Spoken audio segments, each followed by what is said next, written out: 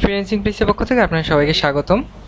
আমাদের অষ্টম পর্বের টিউটোরিয়ালে আমি প্রলয় বিশ্বাস আপনার সাথে আছি। গত পর্বে আমরা দেখিয়েছি কিভাবে আমরা স্টুডেন্ট ডাটা ইনসার্ট করতে পারি এবং কিভাবে স্টুডেন্ট ডাটা ডিলিট করতে পারি। আজকে আমি দেখাবো কিভাবে মডিফাই করতে পারি। তো আমরা আমাদের আগে ক্রিয়েট করা অ্যাকাউন্টে লগ ইন করি।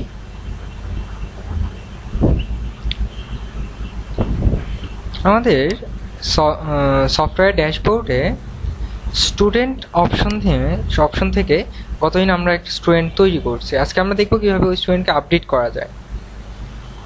তো জেনারেলি যত আমরা স্টুডেন্ট অ্যাড করি, স্টুডেন্টগুলো এখান থেকে লগ ইন করা হয়। আমাদের ওয়েবসাইটের এই অংশে স্টুডেন্ট লগ ইন অংশে এগুলা অ্যাক্সেস করতে পারেন। অ্যাক্সেস করে জেনারেলি স্টুডেন্ট ডাটা দেখা যায়। তো এগুলো আমরা আজকে মডিফাই করব। তো মডিফাই করার জন্য আগে আমাকে দেখতে হবে আমার স্টুডেন্ট কোন ইয়ারে আছে, কোন ক্লাসে আছে, কোন সেকশনে আছে। আগে স্টুডেন্ট সেকশন থেকে ড্যাশবোর্ডের স্টুডেন্ট সেকশন থেকে সাবমেনু আপডেট স্টুডেন্ট ওপেন করতে হবে।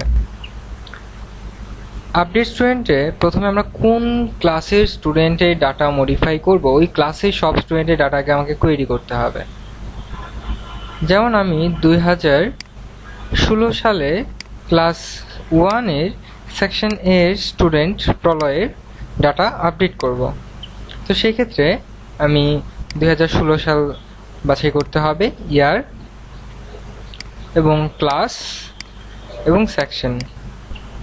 তারপর find which student data need to modify click করার সাথে সাথে আমাদের ওই ইয়ারে যত স্টুডেন্ট আছে সব স্টুডেন্ট নিচে চলে আসবে।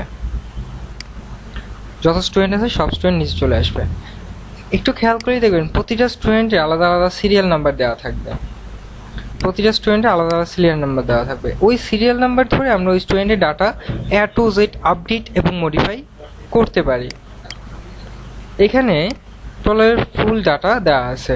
আমরা জাস্ট ওর এই সিরিয়াল নাম্বারটা কালেক্ট করব। কালেক্ট করে আমরা টপ সাইডে enter which serial number do you want to update, এখানে ওই সিরিয়াল নাম্বারটা আমরা দিয়ে দিব। আমরা এখান থেকে কপি করে দিতে পারি বা আমরা কিবোর্ড থেকে Ctrl+C ইউজ করতে পারি। এখানে পেস্ট করলাম। এখন এই অংশে আমরা এই স্টুডেন্টের আমরা আমাদের স্টুডেন্ট লগ ইন পেজে যাই। এই স্টুডেন্টের ডাটা যা যা আছে এই সিরিয়াল নাম্বার মোতাবেক নিচে যেটা দেওয়া আছে ওই সিরিয়াল নাম্বার মোতাবেক ওর ফুল ডাটা আমরা চেঞ্জ করতে পারি। তো আমরা কিছু মডিফাই এবং চেঞ্জ করি।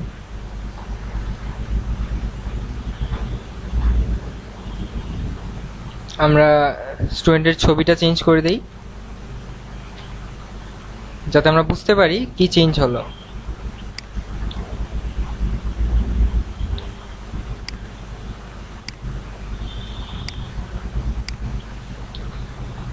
স্টুডেন্ট ফুল নেম,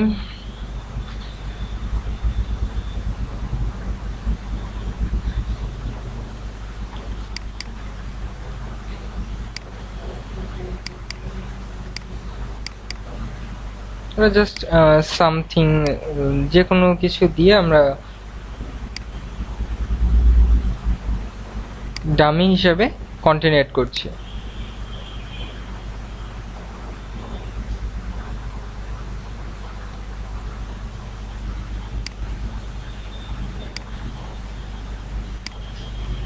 এখানে স্টুডেন্ট কত সালে পড়ছে, কোন ক্লাসে পড়ছে, কোন সেকশনে পড়ছে, আমরা সবকিছু এখান থেকে চেঞ্জ করতে পারি। রুল আগে ছিল 25, এখন আমরা রুল দিয়ে দিই 50 or 1। জাস্ট আমরা আপডেট স্টুডেন্ট প্রোফাইলে হিট করব। হিট করার সাথে সাথে আমাদের স্টুডেন্ট ডাটা আপডেট হয়ে যাবে।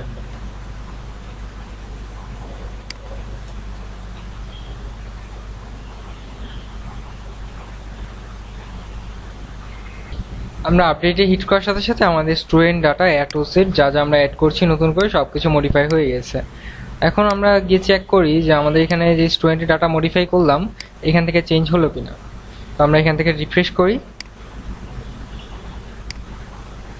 রিফ্রেশ করার সাথে সাথে আমার স্টুডেন্টের অল ডাটা, যেমন আমরা যেই নাম চেঞ্জ করছিলাম, ডেট, এভরিথিং এখান থেকে চেঞ্জ হয়ে গেছে।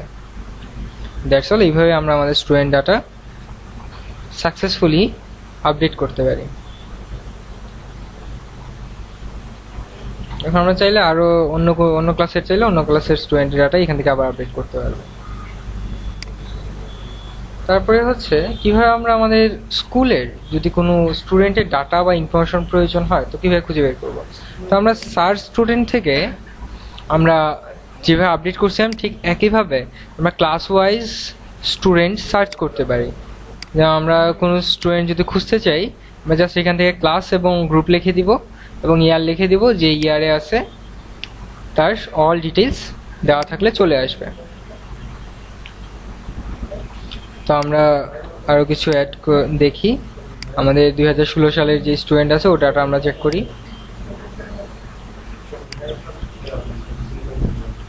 আমরা যেই স্টুডেন্টের যেই ডাটা চাই এখান থেকে আমরা সব স্টুডেন্টের ডাটা এবং ইনফরমেশন পেয়ে যাব। Thank you.